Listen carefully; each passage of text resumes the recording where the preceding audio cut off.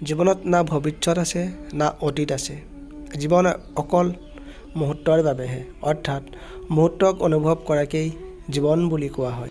ফলৰ আশা বাদ দি কৰ্ম কৰি যোৱা। কৰ্মই নিজৰ জীৱনক সফল কৰে। যি হ'ব সেয়া হ'বই আৰু যি নহ'ব সেয়া কেতিয়াও নহ'ব। এই ধৰণৰ চিন্তাধাৰা যাৰ মাজত আছে তাক কেতিয়াও দুশ্চিন্তাই আৰু কেতিয়াও কষ্ট দিব নোৱাৰে। মই কৰোঁ আৰু এই মই ভাৱ যেতিয়াই কাৰোবাৰ মাজত আহে বা কাৰোবাৰ মনত আহে তেতিয়াই তাক অহংকাৰী বুলি কোৱা হয়। এই পৃথিৱীত ভাগ্য বুলি একো নাই। যি আছে সেয়া কেৱল তোমাৰ কৰ্মৰ ফলহে। মই কেৱল মাত্ৰ ঈশ্বৰৰ আৰু ঈশ্বৰ অকল মোৰ। এইটো মনে প্ৰাণে মানা মাত্ৰেই ঈশ্বৰৰ লগত আমাৰ এক সম্পৰ্ক স্থাপন হৈ যায়। কাৰোবাৰ ওপৰত ৰাগ কৰি বা খং কৰি থকাৰ অৰ্থ হ'ল যে নিজে বিষ খাই বেলেগক মৰাৰ আশা কৰা।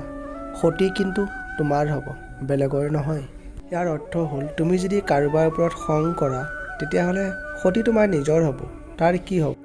পৃথিৱীৰ আটাইতকৈ ডাঙৰ হ'ল মা, স্বৰ্গতকৈ ওখ হ'ল দেউতা আৰু বায়ুতকৈ দ্ৰুতবেগী হ'ল মন।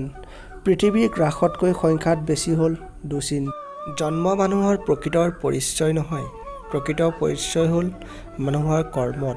অৰ্থাৎ কৰ্মৰ যি ফল দিয়ে বা তুমি যি কৰ্ম কৰা আৰু সেই কৰ্মৰ পৰা তুমি যি ফল পোৱা সেই ফলটোৱেই হৈছে তোমাৰ প্ৰকৃতৰ পৰিচয়। জীৱন হৈছে এক দীঘল যাত্ৰা। এই যাত্ৰাৰ পথত মন কৰি আগুৱাই যোৱা।